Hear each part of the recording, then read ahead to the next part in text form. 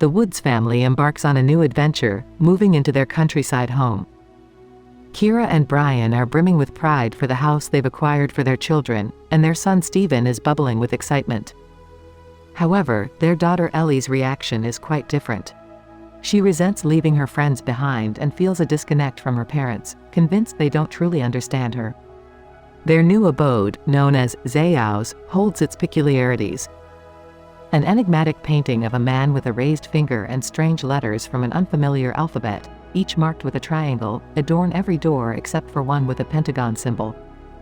Exploring the cellar doesn't yield much excitement, but as they attempt to leave, the door closes abruptly, trapping Ellie inside. A malfunctioning lock refuses to budge, and in the encroaching darkness, Ellie's fear mounts. A conveniently placed key near the door allows Brian to rescue Keira from the eerie cellar.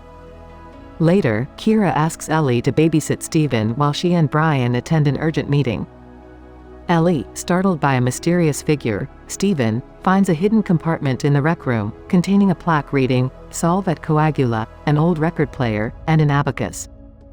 Stephen tells a creepy story about the house's history, involving a witch who made a pact with the devil. They decide to try the record player, and it starts counting after reciting an equation. Hours later, an eerie breeze from the cellar door plunges the house into darkness.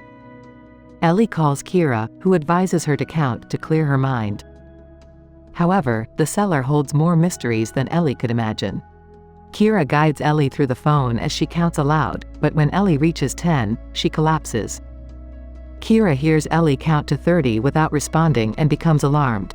Both Keira and Brian rush home to find no trace of Ellie. They contacted the police, who searched the surrounding area without success. Since there's no evidence of a crime and Ellie had run away before, the police suggest she may be at a friend's house and advise waiting for news. The family seeks help from neighbors and searches the forest but finds nothing. Keira puts up missing person signs but forgets to pick up Stephen from school. At the police station, they get little information, and the detective mentions Ellie faced online bullying.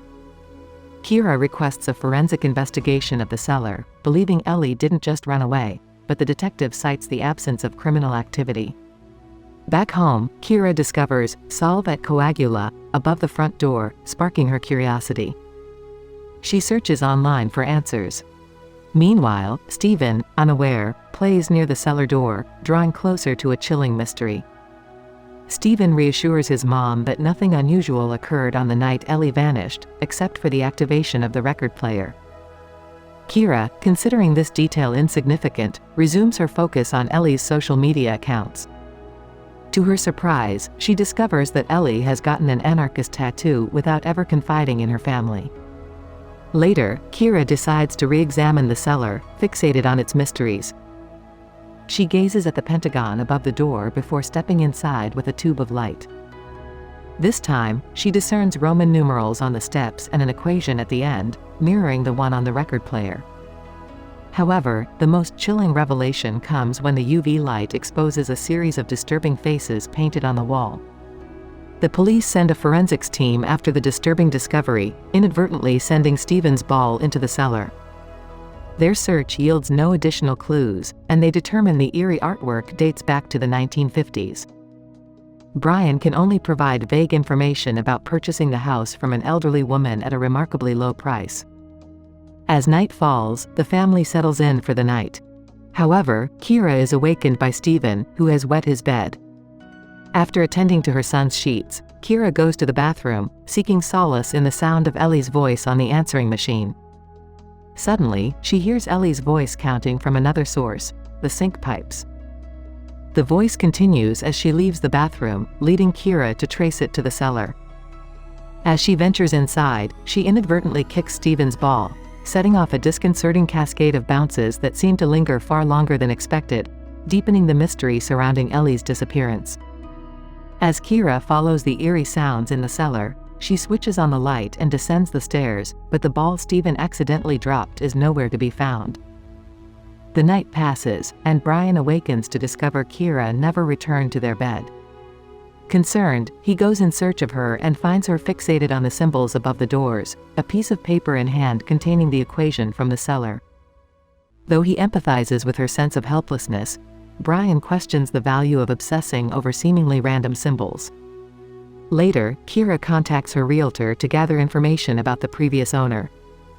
Unfortunately, all he knows is that she was the daughter of a well-known academic who originally owned the house. He promises to dig deeper for more details. In her quest for answers, Keira begins photographing the symbols above the doors before heading to work. She sends the pictures to her secretary, asking her to research their meaning while she attends a meeting. However, her preoccupation prevents her from fully engaging in the meeting, prompting her to leave early. On her way out, her secretary informs her that the symbols are Hebrew glyphs spelling Leviathan, a sea creature from Jewish mythology. Upon picking up Stephen from school, Keira finds him injured after getting into a fight, triggered by a classmate claiming Ellie is dead. Back at home, Keira conducts online research about the Leviathan, discovering that the drawings match the serpent she had seen alongside the "Solve et Coagula" article.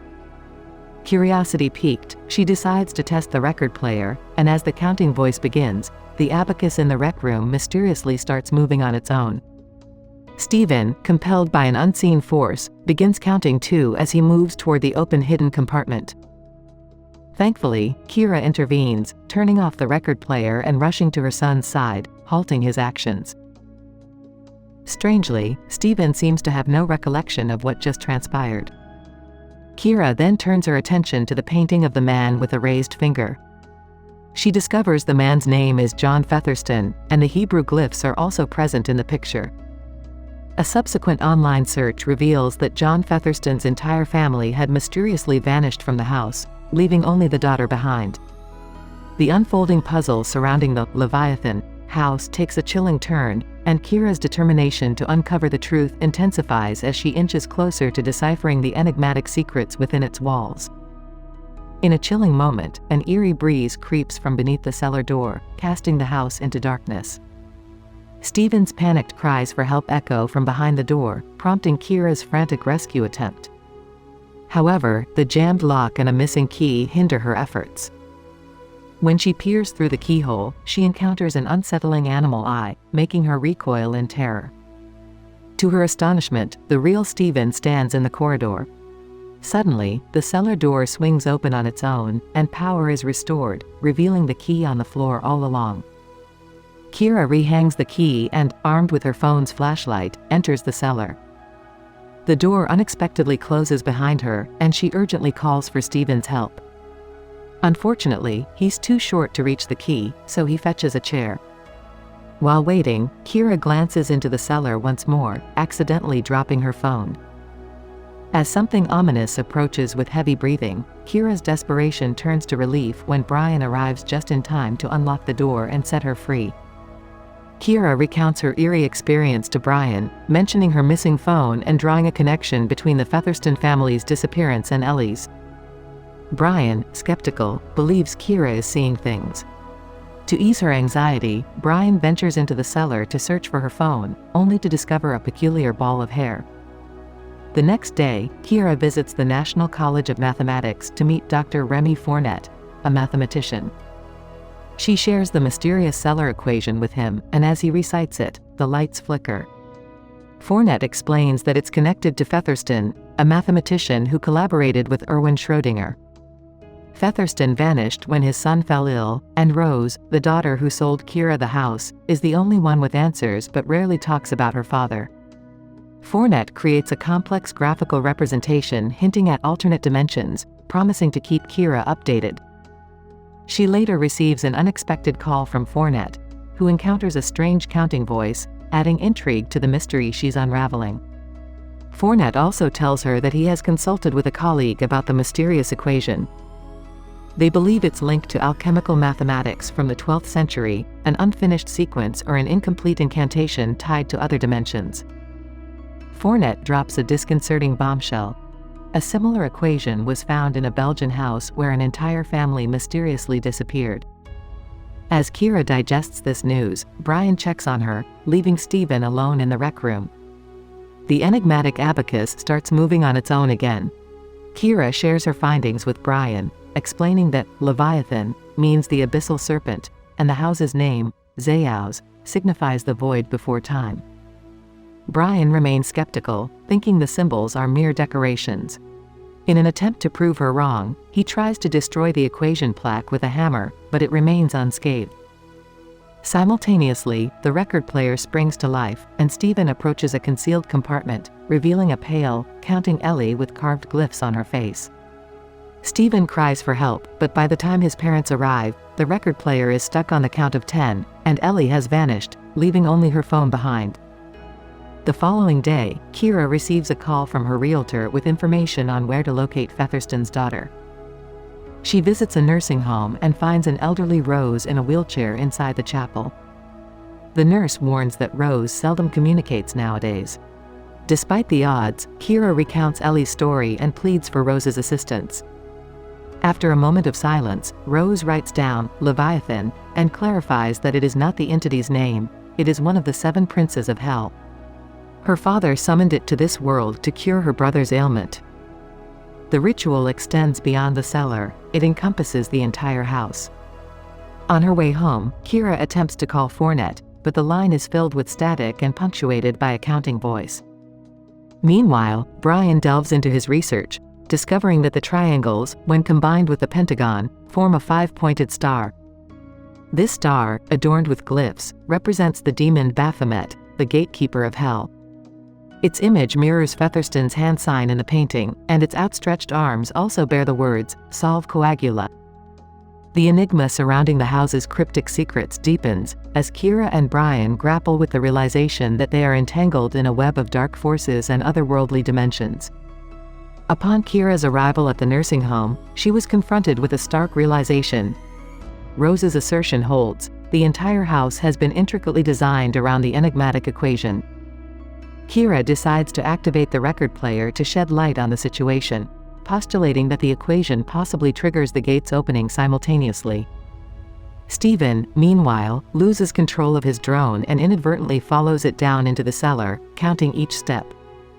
At the cellar's depths, Baphomet lurks in anticipation, and Stephen's terrified screams coincide with a sudden power outage.